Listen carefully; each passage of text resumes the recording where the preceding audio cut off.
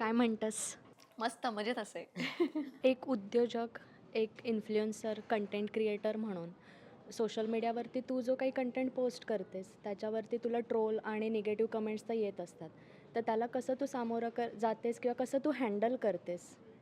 मी तर आता हँडलही नाही करत आहे. मी सोडून दिलेलं आहे सगळ्या गोष्टी. खूप आधी हा प्रश्न विचारला असतास ना, तर तो हे होता, की तेव्हा खूप पहिल्यांदा खूप त्रास व्हायचा, की अरे चांगलंच तर सांगत होते, लोकांना कळत कसं नाही आहे? किंवा हे माझे विचार होते.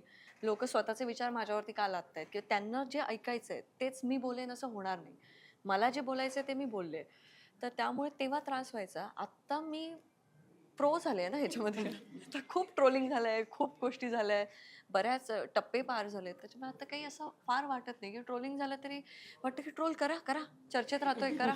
ट्रोल करा असं वाटतं. मला आत्ता कळलं, की ट्रोलिंग इम्पॉर्टंट आहे. कारण हल्लीच एका फिल्मची त्यांनी निगेटिव्ह पब्लिसिटी आता निगेटिव्ह पी-आर हे जे काही होतं ना, ह्याचा अभ्यास माझा उशिरा झाला, की अरे चर्चेत राहण्यासाठी लोकं निगेटिव्ह काहीतरी हे करतात किंवा एखाद्या ह्याच्यात चुकीचंच मुद्दाम काहीतरी लिहिणं. मग लोकांना वाटतं, की अरे हिला कळत नाही. मग खाली खूप साऱ्या कमेंट्स येतात. मग कमेंट्स खूप झाल्या, की रीच वाढतो. ह्या सगळ्या गोष्टी मला उशिरा कळल्या.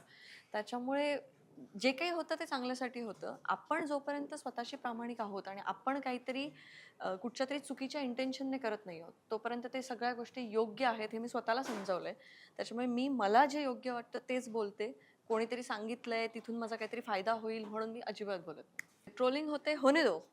चालू द्या, चालू द्या. किती दिवस होणार आहे, होऊ देत, काही प्रॉब्लेम नाही. आता मी उत्तरही द्यायला जात नाही त्याला. त्याच्यामुळे ती आता चांगलं एक गोष्ट मी शिकले, की उत्तरच नाही द्यायचं. जे होतंय ते होऊ द्यायचं.